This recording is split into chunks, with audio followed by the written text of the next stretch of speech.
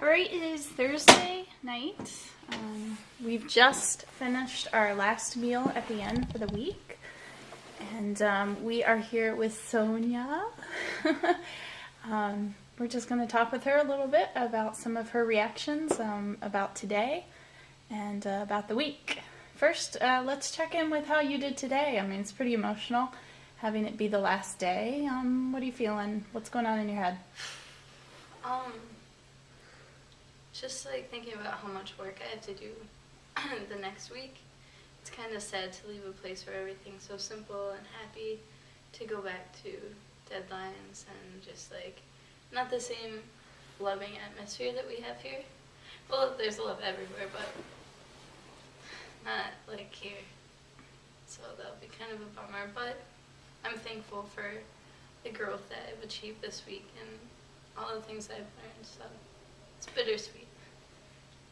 What has been challenging for you this week? If you think back to the first night when we talked about our expectations and our fears, what has been challenging for you? My fear was that I wouldn't be humble, and I wouldn't humble myself, because it's hard sometimes. Like, if people say, oh, you know, you're doing a good thing, like, we do think that too, but really it's just living the way that we're supposed to live by, looking at everyone as equal and just looking at everyone as someone that you want to help and serve. So humbling yourself and just like living that because it's the way we're supposed to live, rather than because it's something to get a pat on the back for. Mm-hmm. But I think that that's happened this week because everyone else around me has been living like that. Like, this is just their life. So I was able to humble myself and just do it because it's right. And that's something that, as I go back to Buffalo, I hope to carry with me, too. What has been the most favorite part of your week? Going to Delaware Park. Oh, why so? Oh, my goodness, it was so cool. Some of the men there were exactly like my uncle and my dad, because my dad was an immigrant. And just, like, hearing their stories and, if every Spanish class that I took was like that, I would have done a lot better in Spanish, because it was just so much fun to speak Spanish with them and relate to them and see them smile and dance and just like have such a great time. And then during Mass, the things that they said were so poetic and just so real and true, because they don't have the distractions that we have. Like, we could sit in service and not think about God. We could think about other things that we have to do, but when that's all they have to look forward to during the week, they're so absorbed, so what they say comes out, and it's just, everything was touching that they said.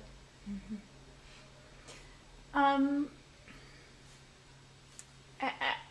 Tell me a little bit about getting to learn more about St. Francis and the Franciscan tradition. You naturally have a lot of questions about Catholicism, because you didn't grow up Catholic.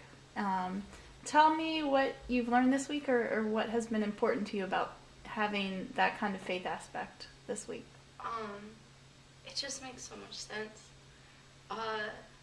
Just him living simply. St. Francis? Yeah, St. Francis living so simply. That makes a lot of sense for me. I just had to turn down a position that I really, really wanted out west, because of money, and it broke my heart. Just because, like, I don't want to have to live my life based on money, and to know that you don't have to, and you can be that more happy because of it, is just very inspiring, and I want to look for that. And then, taking a vow of poverty, I think, is that it goes along with that, and it's awesome. And then just living your life for others and loving others, and the joy that comes from that is just something that I hope to take with me too. Mm. It's exciting. As you look forward to, getting up tomorrow morning and starting your journey back to real life, what are your thoughts? I mean, I know we're all kind of very tired and not ready to really go, but it's time to go. What's going on in your head? it's gonna be rough because everything just seemed to click here, and I don't wanna. I'm dreading going back to deadlines and stress. Because now that I see how nice it is just to be simple, like knowing that I have to go back, it seems unnecessary.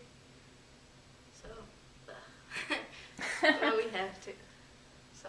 Well, last night in our reflection, we talked a little bit about the one thing we can do is see with these new eyes. You want to talk a little bit about that? Yeah. Well, if you're going to go through an experience like this and not be touched and not take it forward, then you might as well not have had that experience. Mm-hmm. And I think that because we've had this, even though we're going to a spot where it's not as conducive in the environment that we're in, to just love everyone and wake up and just sing and dance while you're working and be that happy. Maybe we can have that catch on. Mm-hmm. Maybe we can have like the ways of St. Francis catch on in Buffalo too. It'll be hard, but it's got to start somewhere. And because it's Lent too, I'm trying not to think poorly about others. That was my thing in that. Instead of talking poorly about others, say something nice about them. And I noticed that during the week here, that wasn't even, there were no negative thoughts, because why? You know, if you are as loved as much as you are by God, and if you love others, like, why would you even have anything negative to say? Mm-hmm. So I'm definitely going to take that with me too, and just see everyone the way they're supposed to be seen. Any other thoughts you'd like to share with the world? There's a quote, and it goes along with St. Francis, and I think that Mother Teresa said it. Live simply so that others may simply live. And that's something that's lived out here every day, and it's something that people should think about and listen to. Do you think you'll come back to the inn and serve if you ever have the opportunity to? Yeah, Lizard, Andy, and I are talking about coming back this summer for a week or two. That's awesome. Yeah, I'm excited. Well, Sonia has been the driving force behind all of our energy this week. She has been the one to pick us up when we have been exhausted, and we are forever thankful for that, because without that energy, we would not have gotten near as much work done as we did. Making me blush. So we thank you. It has been such a joy to have you here with us, and we are graced by your presence. Oh, you. Thank you, Sonia. Thank you.